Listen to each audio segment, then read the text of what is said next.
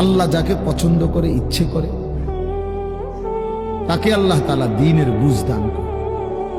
হাদিসের মধ্যে আছে, মাইয়ুরিদিল্লাহু বিহি খায়রান ইউফাক্কিহু ফিদ্দীন। আল্লাহ যার ভালো চান, কল্যাণ করতে চান, তাকেই আল্লাহ তাআলা দ্বীনের বুঝ দান করে, দ্বীনের বুঝ দান করে। নবীজি বলেন, ইজা আরাদাল্লাহু বিআবদিন খায়রান ইস্তা'মালাহু। আল্লাহ যখন তার কোনো বান্দার ব্যাপারে ভালোর ফয়সালা করে, তো আল্লাহ তাআলা তাকে কাজে লাগান। সাহাবীরা জিজ্ঞেস করছে, কিভাবে কাজে লাগায়? কাইফা ইস্তা'মিলুহু, হে আল্লাহর রাসূল, আল্লাহ তাকে কাজে লাগান কিভাবে? তো নবীজি বলেন, ইউওয়াফিকুহু লিআমালিন ক্বাবলাল মাউত। আল্লাহ যাকে ভালো চান, তাকে মৃত্যুর আগে আগে নেক আমল করার তৌফিক দান করেন।